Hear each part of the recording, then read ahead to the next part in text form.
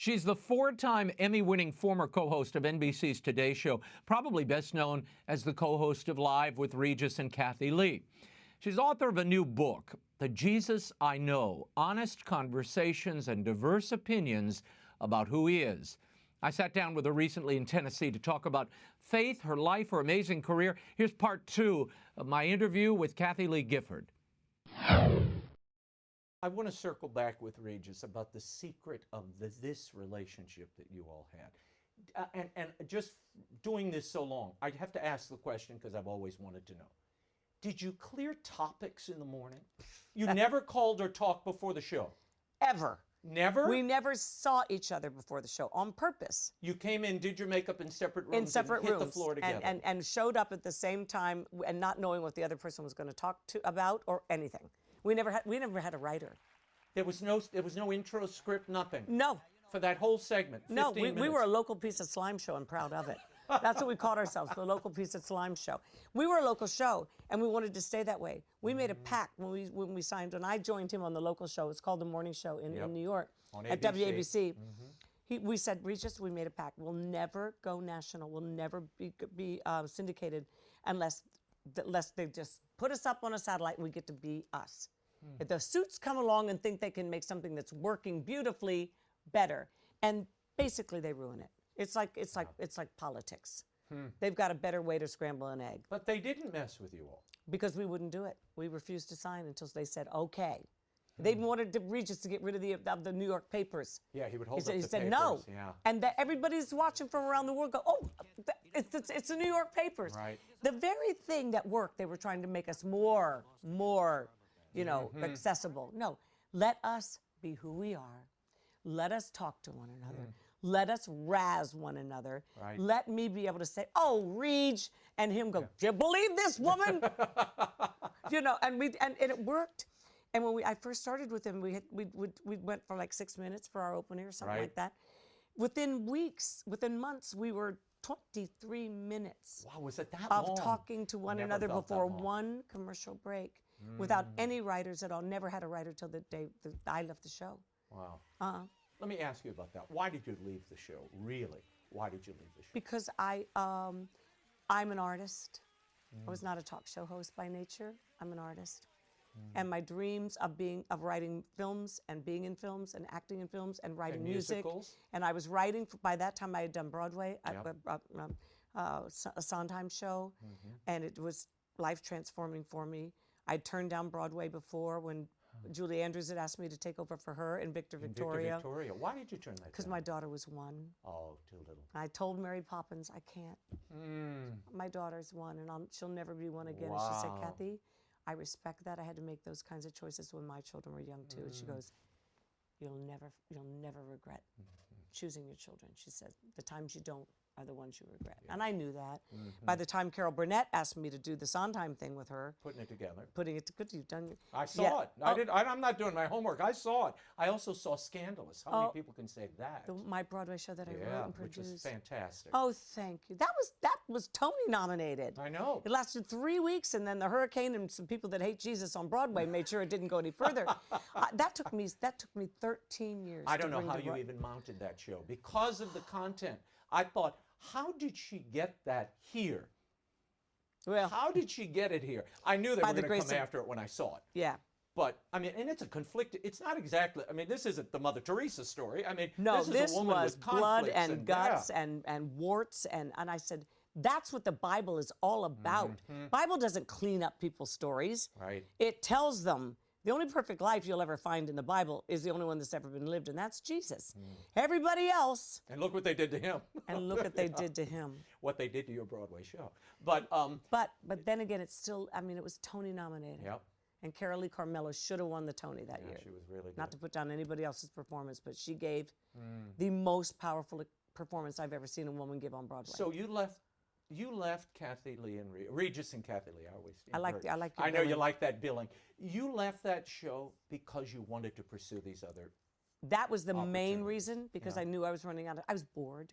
I was in a velvet rut, making a fortune. 15 years. 15 years with Regis. We started out with nothing, and we became the hottest thing. We changed the whole landscape of daytime television forever after that. Nobody had ever done that before. Right. You know, just show up and talk. Right. And they did it on radio, but they'd never done it on television. No. And it just caught on because it was real. Right. The reason that the Lord, I think, took him home when he did, and he was just shy of his 88th birthday. Yeah. 89th. 89th. Yeah, that's right. Because I always time it because of Frank's. Frank had been, well, anyway, it was last summer. It was July of last summer, and they were in town. They had sold their home and they were living in California. But when they came, once in a while, we'd always get together. Always get together. So I said, "Come to my house. I'm home because I live in Tennessee now. But come, I'm home too. Let's have lunch." So they showed up, and I was standing at my front door to welcome them, and I saw him get out of the car, and I knew it would be the last time I'd see him. And he had just faded since I'd seen him in January in California. Right, for an award ceremony, which you told me about last time. That's you were on right, the show. sweetie. That's right. So but tell me, and you said the Lord took him home. Why? Why at that time? He was sad. He couldn't be Regis anymore. Regis lived to make people happy. He did. He would, every time he was out, he'd go, "Hello, Regis is here. Hey, hey." And he'd go up to you. "What's your story?" "You're a tall one. What'd you eat when you were a kid?" "Too much broccoli." And he'd do his shtick. Yeah. And he loved to do it. He lived for it. We could go into the quietest little restaurant in Greenwich, Connecticut, where we both lived. I go, "Oh, we're going to have such a nice night." And he'd walk in going, "That's right, Regis is here. And look what we brought." And I'm going, "Hey." You're a guest in your own restaurant. And he'd go from drag me to every table to say hello to people. And he loved the love. He did. He loved the love. And when he couldn't do that anymore, and he couldn't be Regis, and he couldn't even people couldn't recognize him because he's wearing a mask. So if he was out, they didn't know him. And then he couldn't even go to lunch in California because it was locked down with his friends and at least reminisce. He didn't have that contact They were all dying. anymore. Don Rickles is dying. And one of his closest friends died of COVID a few months before Regis died. And he just never was the same after that. But we had lunch that day, and then he died, and I was flying back again to the Lord said, "Get on a plane and go home." From Tennessee back. And I'd been there home 2 weeks before. And I went, "Why, Lord?" I get on the plane, I land, and my friend had called me and said, "I'm so sorry about your friend Regis." And no. But that meant I was there with Joy and the girls. I have to say, the joy you brought so many people through that show. You continue to do it. But that was really special. And I ran into Regis only one time. And it was when he was doing a stint, I think, at Fox Sports. Oh, he was miserable. He was miserable. And I saw him. I was watching the monitor. I was coming out of makeup, and I watched the monitor. I said, "Oh my gosh, Regis is here." Well, he had nothing to do. It was like he was there. chained, sitting. Yeah. Well, when he came off the set, I waited Regis. for him, and I said, "Regis, I'm Raymond Arroyo." "Oh my God, I know exactly who you are. What are you doing here?" And he was like, he could be him. He was himself. See and what I thought we should take him to the set and just let him loose. Let him loose. It was, yeah. He was the greatest storyteller ever. He was amazing. Ever. Amazing. And he was always humble about it. He was like, "Can you believe I'm sitting here? I've got like Robert De Niro. It's Robert frickin' De Niro." You know, he gave everybody else permission to be, "That's Robert De Niro." And to have a great time. And he was so kind to people. Now, a few years ago, you moved to Nashville. Yes. Outside of Nashville. Yes. Why? Because I was dying. In Connecticut. I was dying of loneliness. I was dying of lack of community, lack of a place to worship the way I couldn't find a church in my area that taught rabbinically. And so I could sit there week after week after week and hear bad theology and then music based on bad theology. And it would break my heart. So I started going to Israel a couple of times or 3 times a year just so I could study with rabbinic teachers and get my heart filled. But my creative juices were not fulfilled until I came here. I had written a movie for my friend. Done everything now. But I just written a movie at that time for my friend Craig Ferguson. Right. And I wanted to shoot it in the Highlands with him. It was totally based on I adore him. And I was co-writing all the music with one of the greatest writers in the business who lived down here, still does, Brett James, brilliant writer. And we were writing the entire soundtrack together. So I came for a solid year. At least once a month, sometimes every weekend as we got So closer. that's when you That's sort of when I caught the realized, flavor. oh my gosh, why am I so happy here? So I bought a little house, little pied-à-terre, thinking I'll have a foot in the door here just to get away. Yeah.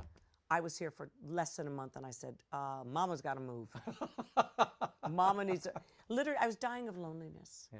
One of the first lines in the movie I'd written was about a woman who was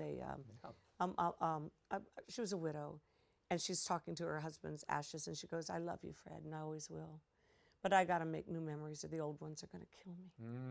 I'm not ready to die yet, you know? Yep. Not yet. Yep. And that's exactly where I was at. I'm not ready to die yet. This 6 years later since Frank has passed. And I'm more alive today than I've been in years and years and years. I mean, you're writing new music. You recorded, you released a single with Alveda King. Yes. I mean, you've got. That's just because I showed up at the studio. Oh. I had nothing to do. I thought you gave up singing 17 Oh, years I had ago. with Brett. I had 3 number ones on iTunes. Right. I've just written one with these guys called Lewis York. That's going to be a huge, huge song on the R&B charts. Okay, so stop. I mean, it's all going craziness. Okay, so how is this retiring from singing, which you said you did 17 Oh, I'm not years on the ago? recording. I wrote it with them. I know, but you've recorded since then. Oh, yeah, lots of stuff. My voice has come back. My voice has come back like crazy. Wow. I'm a maniac. And you retired because you said you weren't going to sing because of scarring from I pneumonia? had scar tissue from pneumonia when my father was dying. Wow. And that was 20-some years ago, 25 years ago now. And I didn't sing for 15 years professionally till Brett got me to. And I sang a song that we wrote together, the first one called He Saw Jesus, about Frank's Beautiful passing. song. And that changed everything. So the Lord really used him in my life in a beautiful way, not just to get my career on a different trajectory, but also to bring me physically out of, there's a scripture that says, Lord, you led me into a spacious place. And that's what I feel like. I mean, if you trust the Lord in every season of your life, every season. I feel 30 years old. I am a couple of 30s and then some. Oh, don't tell anybody. Yeah, but I feel so young. I feel so joyful. I feel so inspired. Because we don't retire, we refire, as I said. And I'm just tired of being the cover girl for the AARP. Can they please get, Shirley, Kristen Chenoweth, somebody. After our last interview, I had more widows write me letters saying how inspirational you are to them. Yeah. Because so many people, widows or widowers, they close up the life as they close up Their heart. And the house and the memories, because as you said, the memories kill you. You hold on to them and they kill you. What have you learned during this period, and what would you advise others who are in similar situations? It's kind of an easy question because things change in our lives every day. Things change in our world every day. But Jesus is the same yesterday, today, and forever. And God Almighty is everlasting to everlasting to everlasting. So don't be afraid of change. It can also be your great friend. And embrace it. Because the God who took care of you yesterday and all those years before is not going to start not showing up for you now. And God has led me to not only a new home, but a new relationship that I'm very, very happy in, a new future in my life, a new career, a new everything behold, I do a new thing. I make all things new. Do you not perceive it? Yeah. I make all things new. Do you not see it? Yeah. I bring the wasteland to be a garden and streams of living water to the desert. He'll do that in our lives too, not just metaphorically, actually. Actually, and he'll make our old bones young again. The Jesus I know, what did you learn from the experience? And what do you want others to apprehend? Because it's a lot of searchers. It's not people who know what you know. There are nobody's got everything tied up with a bow at the end. No. Some of these stories end kind of abruptly. Yeah. Some of them you can see they're in the works now. I included every concern people have, every still unanswered question, because that's where they're at in their walk. I'm not going to manipulate their truth. We do that all the time in our culture now. Yeah. It's called inconvenient truth, so we manipulate it to fit our narrative. I just let people talk, let them share, and I try to love them like I've tried to love them privately in their lives. Give them a platform to tell their stories. I'm hoping this book is going to touch so many people's lives that they're not finished yet either. But there's no hurry. The Jesus I Know, honest conversations and diverse opinions about who he is by Kathie Lee Gifford is available at bookstores everywhere and online.